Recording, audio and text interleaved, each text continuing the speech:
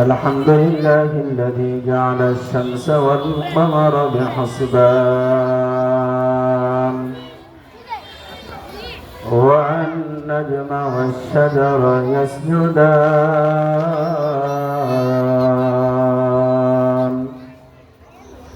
وفضل زمانا على زمان كما فضل مكانا على مكان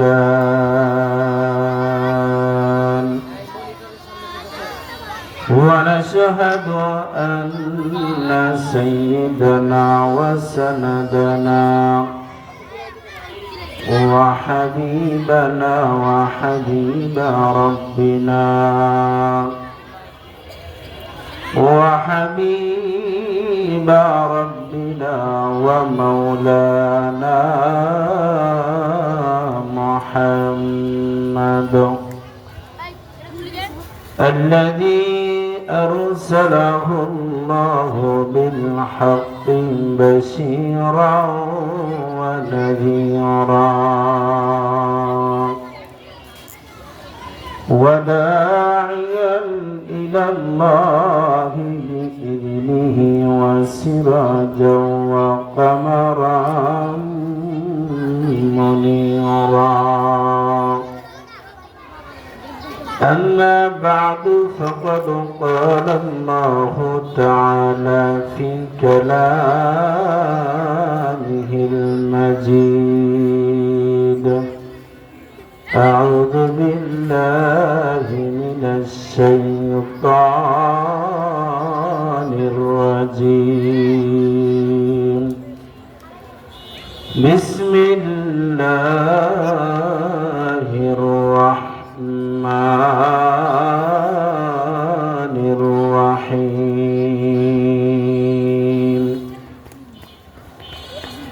إن الله يحب التوابين ويحب المتطهرين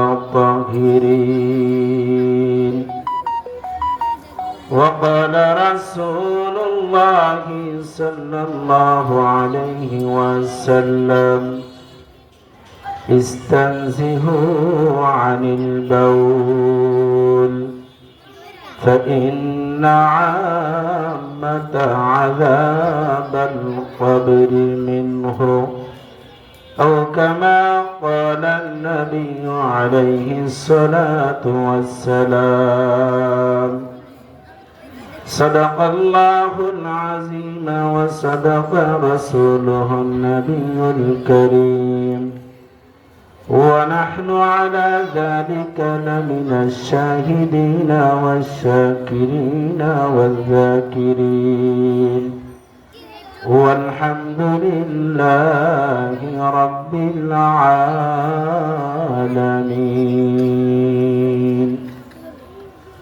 الحمد لله ثم الحمد لله তাহসিনুল কোরআন হাফিজিয়া মাদ্রাসা হাফিজ ছাত্রদের পাঠ্য প্রদান উপলক্ষে আজকের এই মাহফিলের সম্মানিত সভাপতি মঞ্চে উপবিষ্ট হযরত উলামা ইকরাম আমার সামনে উপবিষ্ট দিনদার ধর্মপ্রাণ মুসলমান ভাইরা আল্লাহ পাক রব্বুল আলামিনের শাহী দরবারে লাখ কোটি শুকর ও সুজুদ আল্লাহ পাক রব্বুল আলামিন আমাদের সকলকে অল্প কিছু সময়ের জন্য দ্বীনি কিছু আলোচনা মুযাকারা করার উদ্দেশ্যে বসার তৌফিক দান করেছেন। এই জন্য আমরা আল্লাহ পাক রব্বুল আলামিনের শাহী দরবারে শুকরিয়া আদায় করি, সকলে বলি আলহামদুলিল্লাহ। এখন সময় 7:12, আজান হবে 7:15, নামাজ হবে 7:30। তার মানে বুঝতে পারতেছেন সময় অনেক লম্বা। লম্বা নাকি কম? কম। 2-4টা কথা বলি শেষ করব। কারণ আমাদের এই সমস্ত ওয়াজ মাহফিল, ওয়াজ নসিহত যা কিছু বলেন, এর দ্বারা আমাদের একটাই মাকসাদ, মাকসাদটা হলো মসজিদে যেন মুসল্লি বাড়ে, মসজিদে যেন মুসল্লি বাড়ে, বেনামাজি যেন নামাজি হয়, সুদখোর যেন সুদ খাওয়া ছেড়ে দেয়, মিথ্যাবাদী যেন মিথ্যা কথা বলা বন্ধ করে। এই মাহফিলের মাকসাদ এই একটাই। এখানে হযরত উলামা ইকরামকে দাওয়াত দেওয়া হয়, অনেক বড় বড় উলামা ইকরামরা আসেন, কোরআন ও হাদিস থেকে রিসার্চ করে অনেক গুরুত্বপূর্ণ কথাবার্তা আমাদেরকে শোনান। এগুলো শুনে যেন আমরা উপকৃত হই, দুনিয়ার জীবন যেন ভালো হয়, আখিরাতের জীবনও যেন ভালো হয়। এটাই কিন্তু আমাদের এই মাহফিলের মাকসাদ। আল্লাহ পাক রব্বুল আলামিন আমাদের সকলকে আমাদের এই ওয়াজ মাহফিলের মাকসাদগুলোকে সামনে রেখে যতগুলো কোরআন হাদিসের কথা হবে, আল্লাহ আমাদের সকলকে আমলের নিয়তে শ্রবণ করার তৌফিক দান করুন। সকলে বলেন আমিন। কারণ এমন কেউ না আমরা বক্তাও না, আমাদের ওয়াজ নসিহত যা কিছু আমরা পারি মোটামুটি আপনারা শুনে অভ্যস্ত। এই জন্য আপনারা শ্রোতাও পরিচিত, বক্তাও পরিচিত, ওয়াজও পরিচিত, নতুন কিছুই নাই। সর্বোপরি কথা হবে যে আমরা আজকে যতগুলো কথা শুনব, একদম মাগরিবের পর থেকে নিয়ে যত রাত্র পর্যন্ত কোরআন হাদিসের কথা হয়, আমরা এই কথাগুলো আমলের নিয়তে শুনবো, পারবো না ইনশাআল্লাহ? এই 2-4 জন যারা সামনে আছে কিন্তু হা হু করেন, আমলের নিয়তে শুনবো তো ইনশাআল্লাহ? আরো জোরে বলেন শুনবো তো ইনশাআল্লাহ? আমলের নিয়তে শুনবো। হুজুর আমলের নিয়তে শুনলে ফায়দা কি? আল্লাহর নবী বিশ্ব নবী রাহমাতুল লিল আলামিন বলেন, আল্লাহর কোন বান্দা যদি কোন কথা, কোরআন ও হাদিসের কোন কথা যদি কোন আল্লাহর বান্দা আমলের নিয়তে শুনে, আল্লাহর রাসূল বলেন যদি আমল করার সুযোগ নাও হয়, আমলের নিয়তে শ্রবণের কারণে আল্লাহ পাক রব্বুল আলামিন ওই বান্দার আমল নামায় আমল করলে যেই পরিমাণ সওয়াব হইতো, আমলের নিয়তে শ্রবণ করার কারণে সেই পরিমাণ সওয়াব আল্লাহ দিয়ে দিবেন। সুবহানাল্লাহ। এজন্য আমরা যে কথাগুলো শুনবো ইনশাআল্লাহ আমলের নিয়তে শুনবো ইনশাআল্লাহ, আমলের নিয়তে শুনবো, পারবো না ইনশাআল্লাহ? কথা বলেন না? আমলের নিয়তে শুনবো ইনশাআল্লাহ। আমি ছোট্ট একটা কথা শুধু বলি আপনাদেরকে। আমি কোরআনুল কারীমের একটি আয়াতের অংশ বিশেষ তেলাওয়াত করেছি, একটি অংশ বিশেষ। আল্লাহ পাক রব্বুল আলামিন কোরআনের অংশের মধ্যে আল্লাহ পাক রব্বুল আলামিন বলেন, ইন্নাল্লাহা ইউহিব্বুত তাওয়াবিন ওয়া ইউহিব্বুল মুতাতাহহিরিন। নিশ্চয় আল্লাহ পাক রব্বুল আলামিন ইউহিব্বু ভালোবাসেন। কি বলেন? আল্লাহর ভালোবাসা আমাদের দরকার আছে না নাই? কথা বলেন, আছে না নাই? আল্লাহর ভালোবাসা লাগবে না? কথা বলেন না? খালি ঘরের বউর ভালোবাসা লাগবে নাকি আল্লাহর ভালোবাসার দরকার আছে? কি বলেন, আছে না? আছে। আল্লাহ পাক রব্বুল আলামিন বলেন, ইন্নাল্লাহা নিশ্চয় আল্লাহ পাক রব্বুল আলামিন ইউহিব্বু ভালোবাসেন। আপনার দিলে প্রশ্ন আসতে পারে, আল্লাহ কাদেরকে ভালোবাসেন? আমাকে ভালোবাসেন কি না? আল্লাহ পাক রব্বুল আলামিন বলেন, আল্লাহ ভালোবাসেন কাদেরকে? তাওয়াবিন। আল্লাহর যে সমস্ত বান্দারা গুনাহ করার পরে আল্লাহ পাক রব্বুল আলামিনের কাছে তওবা করে, মালিকের কাছে ক্ষমা চায়, রাতের বেলা ঘুম থেকে উঠে যায় নামাজের মুসাল্লা বিছিয়ে নামাজে দাঁড়িয়ে বলে, আল্লাহ আমি গুনাহগার, আমাকে মাফ করে দেন। আল্লাহর হাবিব বলেন, একজন তওবাকারী ব্যক্তি যখন নামাজের মুসাল্লায় দাঁড়িয়ে আল্লাহ পাক রব্বুল আলামিনের কাছে নিজের গুনার জন্য অনুতপ্ত হয়ে মাফ চায়, ক্ষমা চায়, আল্লাহর রাসূল বলেন ওই ব্যক্তির গুনাহ যদি পাহাড় পরিমাণ হয়, সমুদ্রের ফেনা পরিমাণ হয়, ও তওবা করার সাথে সাথে আল্লাহ তার জিন্দেগীর সমস্ত গুনাহ মাফ করে দেয়। এই জন্য আল্লাহর রাসূল বলেন, লাউ ওয়াসালা যামবুকা ইলা আনালিস সামা, ও দুনিয়ার মানুষ, তোমার গুনাহ যদি ওই আসমান পর্যন্ত পৌঁছায় যায়, পাহাড় পর্যন্ত পৌঁছায় যায়। আমরা অনেক সময় মনে করি যে হুজুর আমি গুনাহগার, আমাকে আল্লাহ মাফ করবে, আমার মতো গুনাহগারকে কি আল্লাহ মাফ করবে? অবশ্যই আল্লাহ মাফ করবে।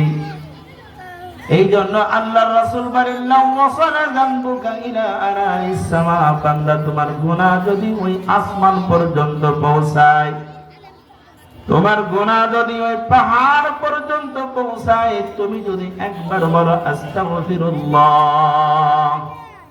আল্লাহ আপনি আমাকে ক্ষমা করে দেন, আমাকে মাফ করে দেন।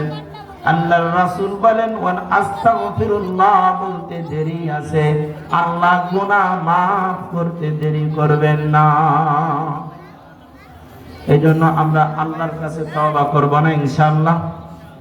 একটু বলেন, তওবা করব ইনশাআল্লাহ? কি বলেন? আমরা কি নিষ্পাপ না আমাদের গুনাহ আছে? কথা বলেন না কেন? গুনাহ আছে না নাই? আছে। এমন কেউ নাই এখানে হুজুর আমার কোনো গুনাহ নাই।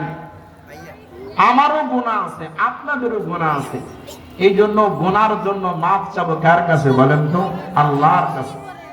আল্লাহ পাক রব্বুল আলামিন বলেন, বান্দা তুমি যদি আমার নিকট তওবা করতে পারো, মাফ চাইতে পারো, আমি আল্লাহ শুধু তোমাকে মাফ করব বিষয়টা এমন না, বরং আমি আল্লাহ তোমাকে ভালোবাসবো। সুবহানাল্লাহ। 2 নম্বর, ওয়া ইউহিব্বুল মুতাতাহহিরিন। আল্লাহ পাক রব্বুল আলামিন বলেন, দ্বিতীয় ব্যক্তি যাদেরকে আল্লাহ ভালোবাসেন, দ্বিতীয় নম্বর ব্যক্তি হলো যাদেরকে আল্লাহ ভালোবাসেন, তারা হলো যারা পুত পবিত্র থাকে। কি বলেন? নামাজের জন্য পবিত্রতা লাগে কি লাগে না? কতক্ষণ লাগে কি লাগে না? আমি কি ওয়াজ করবো? আমার দুই পাশে যে পরিমাণ ওয়াজ চলতেছে, এই